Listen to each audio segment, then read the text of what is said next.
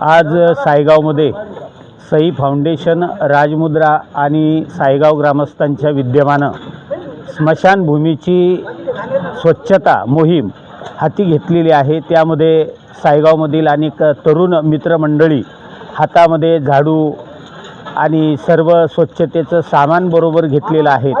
अनेक वर्षापासून ही स्मशानभूमी अस्वच्छतेच्या गर्तेत सापडलेली होती आणि ज्यावेळेस अंत्यविधी असतो, 4 गावातील नातेवाईक आणि पाहुणे येतात, त्यावेळेस या स्मशानभूमीची दुर्दशा बघून या गावातील प्रशासनावरती आणि उदासीनतेवरती एक रोष व्यक्त करतात आणि हाच एक महत्त्वाचा भाग म्हणून आज सायगावकरांनी या राजमुद्रा आणि सई फाउंडेशनच्या माध्यमातून आज स्वच्छतेचा संकल्प हाती घेतला की आयुष्यभर माणूस सुखासमाधानासाठी प्रयत्न करतो, पण ज्यावेळेस त्याचं निधन होतं त्याचा शेवटचा क्षण हा एक चांगल्या वातावरणात जावा या उद्देशानं स्मशानभूमीची स्वच्छता ही एक महत्त्वाची गरज आहे। आणि म्हणून आता हे केवळ एका दिवसात स्वच्छता करून भागणार नाही, तर महिना 2 महिन्यातून जर युवकांनी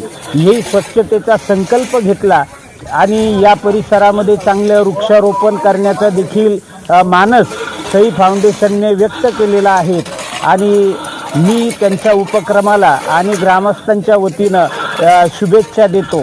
धन्यवाद।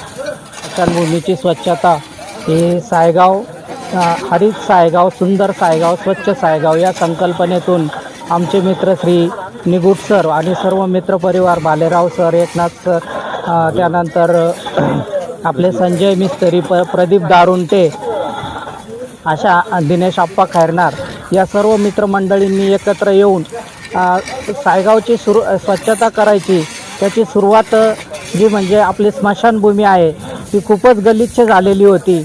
ज्या ठिकाणी सायगाव परिसरातील जे लोक येतात, पाहुणे रावळे येतात, सगळे सोयरे येतात, त्यांना बसण्यासाठी अशी अतिशय चांगली जागा पाहिजे या संकल्पनेतून आज सायगाव स्मशानभूमीची स्वच्छता करण्यात येत आहेत आणि हा असे उपक्रम वेळोवेळी आपण राबवणारच आहोत। धन्यवाद। मुख्यमंत्री ग्राम समृद्धी योजनेअंतर्गत गावाने खरं तर त्या अभियानात भाग घेतलेला आहे आणि आमच्या सर्व तरुण वर्गाचं असं म्हणणं होतं की आपण अतिशय उत्स्फूर्तपणे सहभाग घेऊ आणि त्याप्रमाणे आमचे सर्व मित्रपरिवार या ठिकाणी अतिशय त्यांनी मनावर घेतलं।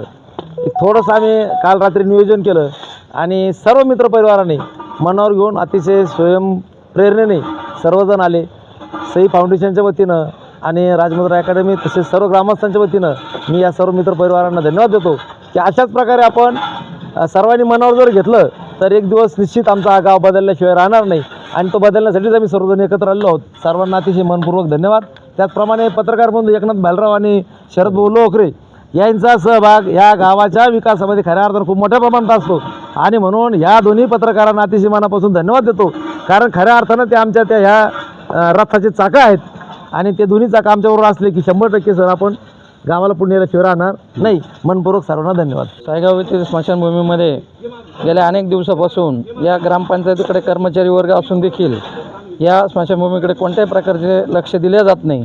त्यामुळे ग्रामस्थांनी व वसन निगोट आणि मित्रपरिवार या सर्व लोकांनी एकत्र येऊन तरुण मित्रमंडळांनी हे आपलं काम, स्वतःचं काम असं समजून शेवटचा दिवस गोड व्हावा या उद्देशाने या ठिकाणी प्रत्येकाला यायचंच आहे याची जाणीव प्रत्येकाला असूनसुद्धा देखील या स्मशानभूमीची देखभाल कोणी करत नाही, परंतु एक सार्वजनिक काम म्हणून आम्ही सर्व मित्रपरिवारांनी एकत्र येऊन या ठिकाणी साफसफाई करणे, या ठिकाणी सर्व स्वच्छता करण्याचं काम हाती घेतलं आहे आणि थोड्याच दिवसात वृक्षारोपण